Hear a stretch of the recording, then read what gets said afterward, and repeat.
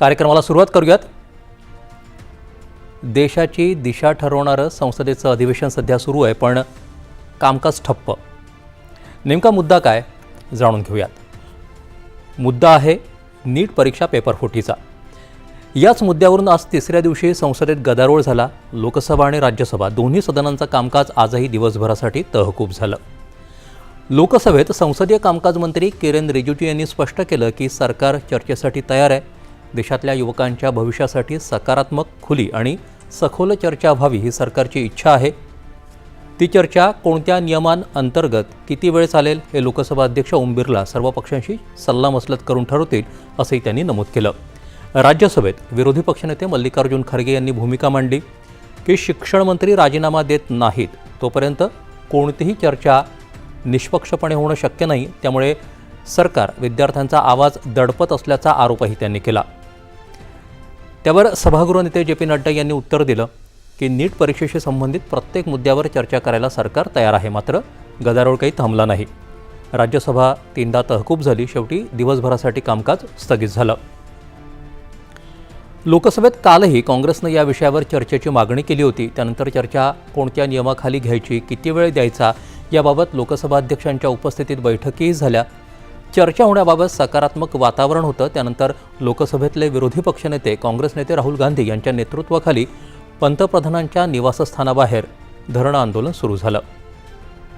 केंद्रीय मंत्री डॉक्टर जितेंद्र सिंह यांनी आंदोलकांची भेट घेत सरकार चर्चेसाठी तयार असल्याचं सांगितलं। सुरक्षा कारणांमुळे पंतप्रधानांच्या निवासस्थानासमोरचं धरणं आंदोलन मागे घेण्याची विनंतीही केल्याचं सिंग यांनी सांगितलं। सरकार चर्चेला तयार असल्याचं जेव्हा राहुल गांधी यांना कळवण्यात आलं, तेव्हा राहुल गांधी आपल्या पूर्वीच्या भूमिकेवरून मागे हटले आणि त्यांनी आणखी मागण्या केल्या। राहुल गांधी यांच्यासारख्या नेत्यानं इतक्या लवकर आपल्या शब्दावरून माघार घेणं दुर्दैवी असल्याचा आरोप सिंग यांनी केला। आंदोलन सुरूच राहिलं। त्यानंतर दिल्ली पोलिसांनी राहुल गांधी यांना ताब्यात घेतलं आणि काही वेळानंतर सोडून दिलं। आजचा संघर्ष अचानक घडलेला नाही, या सगळ्याची पार्श्वभूमी आहे CPJ आंदोलन। या संपूर्ण वादाची सुरुवात विद्यार्थ्यांच्या आंदोलनातून झाली। नीट पेपरफुटीच्या निषेधार्थ जंतर मंतरवर विद्यार्थी आणि सामाजिक कार्यकर्ते आंदोलन करत होते। सोनम वांगचुक यांनी उपोषण सुरू केलं होतं। सलग 21 दिवस उपोषण सुरू केल्यानंतर दिल्ली उच्च न्यायालयाच्या निर्देशानुसार पोलिसांनी त्यांना वैद्यकीय तपासणीसाठी रुग्णालयात हलवलं। त्यानंतर इतर आंदोलनकर्त्यांनी उपोषण सुरू ठेवलं। हा लढा प्रामुख्यानं विद्यार्थी आणि काही सामाजिक संघटनांपुरताच मर्यादित होता। मोठे विरोधी पक्ष अंतर राखूनच होते। त्यानंतर 20 तारखेला संसदेवर मोर्चा काढण्याचं आवाहन करण्यात आलं। दिल्ली पोलिसांनी या मोर्चाला परवानगी दिली नव्हती।